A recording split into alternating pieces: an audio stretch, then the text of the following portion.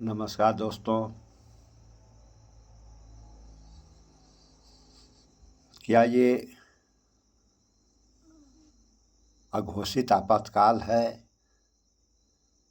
या धीरे धीरे संविधान खत्म हो रहा है?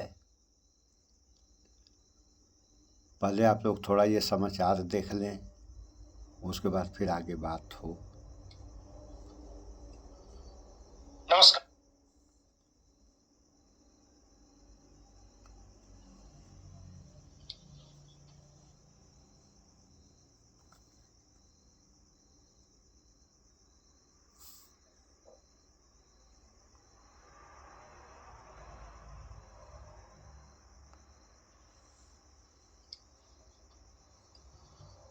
नमस्कार। क्या आपने सोशल मीडिया पर वायरल उस वीडियो को देखा है जिसमें कुछ एथलीट दौड़ लगा रहे होते हैं? सब अपने ट्रैक में दौड़ते हैं, लेकिन एक जो बदमाश टाइप का है वो अपनी जेब से रिवॉल्वर निकालता है और ठाए ठाए करके सबको गोली मार देता है। जो भी उससे आगे निकलने की कोशिश करता है उसे गोली मारकर गिरा दिया जाता है। कुछ ऐसा ही खेल भारतीय राजनीति में देखने को मिल रहा है। अरविंद केजरीवाल दिल्ली के मुख्यमंत्री को गिरफ्तार कर लिया गया है। गिरफ्तारी की तलवार पिछले कई महीने से लटक रही थी। बार बार ईडी का समन आ रहा था, लेकिन आज अंततोगत्वा गिरफ्तारी हो गई। आज ही मामला supreme court Delhi high court में भी था, वहां से भी बहुत सारी चीजें निकल कर आई और आज देर रात गिरफ्तारी हो गई। गिरफ्तारी के पीछे एक कारण, एक संदेह ये भी जताया जा रहा है कि चूंकि आज ही इलेक्टोरल बॉन्ड का पूरा डाटा स्टेट बैंक ने चुनाव आयोग को दिया है और कल जो अखबार छपेगा सुबह सुबह उस अखबारों की हेडलाइन इलेक्टोरल बॉन्ड को लेकर ना हो, मोदी सरकार के कथित सबसे बड़े भ्रष्टाचार को लेकर ना हो, इसलिए ये खेल किया गया है। गिरफ्तारी 1-2 दिन बाद भी हो सकती थी।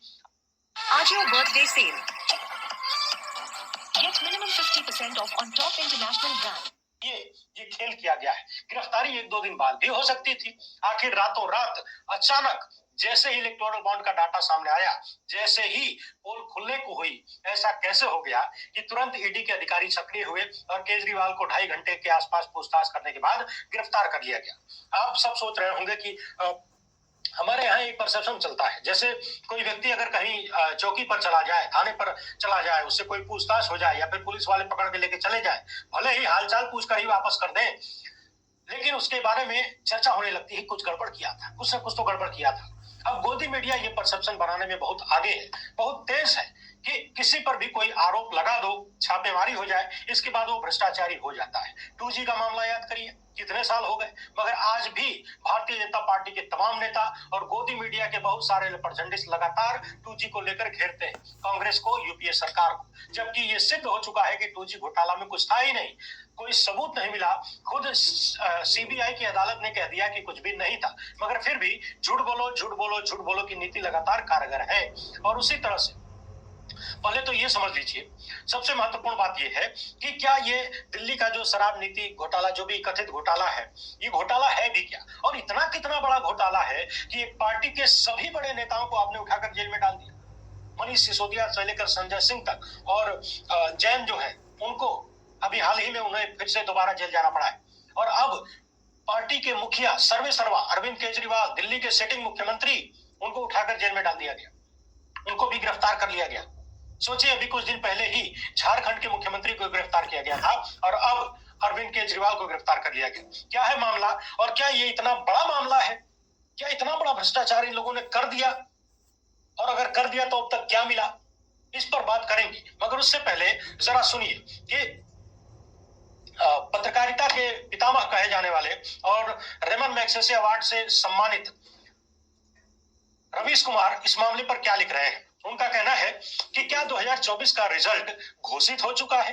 अब कोई भी सर्वे लाइए, कोई भी डाटा लाइए, सब सही हो जाएगा। कहीं से भी फिट कर दीजिए, सब सही हो जाएगा। 400 की जगह 543 लिख दीजिए, सही हो जाएगा। विपक्ष का मुख्यमंत्री भी सुरक्षित नहीं। हेमंत सोरेन गिरफ्तार, केजरीवाल गिरफ्तार, कांग्रेस का खाता बंद, विपक्ष रहित चुनाव, जनता तय करेगी या जांच एजेंसी, बेकार का सवाल। यानी अब सवाल ही नहीं है कि जनता कुछ तय कर पाएगी। जनता तय कैसे तय करेगी? पिछले कई दिनों से, कई महीनों से मैं लगातार देख रहा हूं, किसी भी वीडियो में किसी भी मामले पर बात करिए, चाहे जितना बड़ा भ्रष्टाचार खुलता हो, चाहे जितना बड़ा आरोप मोदी सत्ता पर लगता हो, जनता लगातार एक बात लिखती है कि कुछ भी कर लो, इनके हाथ में ताकत है, इनके हाथ में मशीन है। और ये वो लोग हैं जो किसी भी ताकत को, किसी भी मशीन को किसी भी तरीके से दुरुपयोग करने में एक सेकंड नहीं सोचते। नैतिकता की बातें तो इनके डिक्शनरी में है ही नहीं। किसी भी चीज का कितना बड़ा दुरुपयोग किया जा सकता है, वो ये लोग करने में एक सेकंड नहीं सोचेंगे, और उसके तमाम प्रमाण हमारे सामने उपलब्ध है। दिल्ली के मुख्यमंत्री अरविंद केजरीवाल को गिरफ्तार कर लिया गया। अब समझने वाली बात यह है, इस पर प्रियंका गांधी ने क्या लिखा है उसको जरा सुनिए। प्रियंका गांधी का लिखना है कि चुनाव के चलते दिल्ली के मुख्यमंत्री श्री अरविंद केजरीवाल को इस तरह टारगेट करना एकदम गलत और असंवैधानिक है। राजनीति का स्तर इस तरह से गिराना न प्रधानमंत्री जी को शोभा देता है, न उनकी सरकार को। अपने आलोचकों से चुनावी रणभूमि में उतर कर लड़िए, उनका डटकर मुकाबला करिए, उनकी नीतियों और कार्यशैली पर बेशक हमला करिए, यही लोकतंत्र होता है। मगर इस तरह देश की सारी संस्थाओं की ताकत का अपने राजनीतिक मकसद को पूरा करने के लिए इस्तेमाल करना, दबाव डालकर उन्हें कमजोर करना, लोकतंत्र के हर वसूल के खिलाफ है, हर उसूल के खिलाफ है। देश के विपक्ष की सबसे बड़ी पार्टी कांग्रेस के बैंक खाते फ्रीज कर दिए गए हैं। तमाम राजनीतिक दलों और उनके नेताओं पर ईडी, सीबीआई, इनकम टैक्स का दिन रात दबाव है। एक मुख्यमंत्री जेल में डलवा दिया गया है, अब दूसरे मुख्यमंत्री को भी जेल भेजने के लिए तैयारी हो रही है। ऐसा शर्मनाक दृश्य भारत के स्वतंत्र इतिहास में पहली बार देखने को मिला है। लगातार प्रधानमंत्री और उनके नेता और आरएसएस तथा आईटी सेल के गुर्गे 24 घंटे इस देश की जनता को 10-12 साल से 10 साल से कम इमरजेंसी के लिए लोगों को तैयार किया जा रहा था। याद करिए, आईटी सेल लगातार व्हाट्सएप यूनिवर्सिटी में ऐसे मैसेज भेजता है, भक्तों को तैयार करता है मानसिक रूप से कि जब तक हम इमरजेंसी न लगा दें तब तक इंतजार करो। लगातार ये कहा जाता है कि इमरजेंसी यानी इस देश में तानाशाही की जरूरत है, एक तानाशाह की जरूरत है, तभी देश विकसित होगा। और सुनिए, प्रधानमंत्री लगातार विकसित भारत के संकल्प दोहरा रहे हैं। 1947 में विकसित भारत बनाने का दावा कर रहे हैं, और दूसरी तरफ तानाशाह के तमाम प्रमाण देखने को मिल रहे हैं, जिन्हें सीधे सीधे लगातार तमाम विपक्षी दल और हर एक जनता, तमाम लोग जो इस तरह की व्यवस्थाओं में विश्वास रखते हैं, जो लोकतंत्र में विश्वास रखते हैं, वो सब के सब कह रहे हैं कि ये सीधे सीधे तानाशाही है। अब घोषित करने की आवश्यकता नहीं है।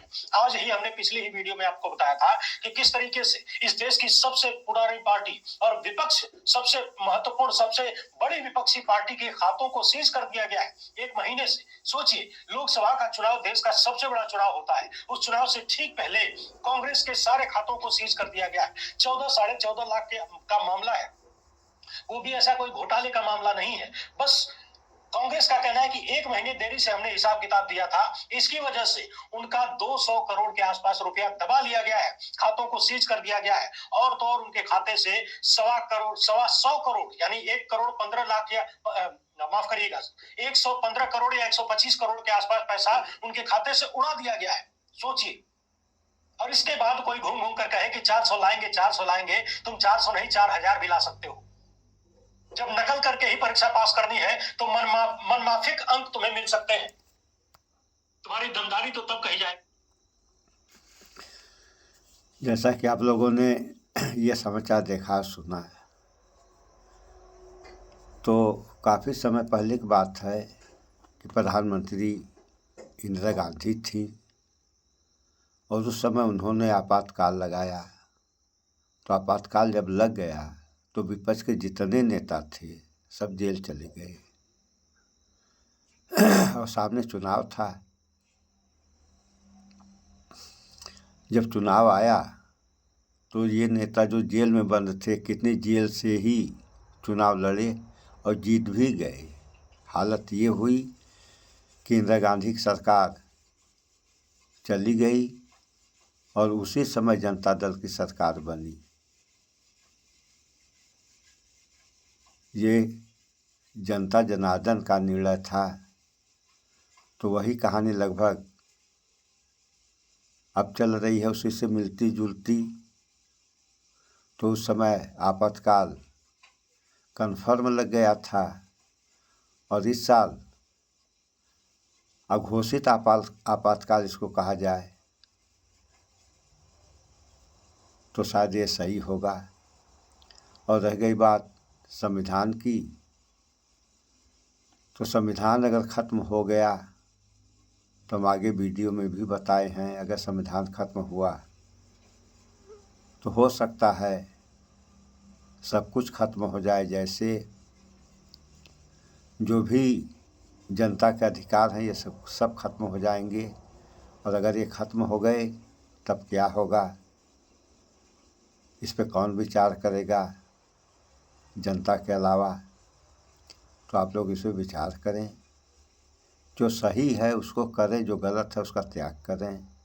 चाहे जो भी हो, जनता हो या नेता हो, जो भी लोग हैं वो सही अपनाएं और गलत का त्याग करें, अन्यथा तहस नहस होने में समय नहीं लगता है। तो इस वीडियो में इतना ही। स्वच्छता अपनाएं, शुद्ध खाएं, स्वस्थ रहें, शिक्षित बने। जय विज्ञान, जय संविधान, नमस्कार।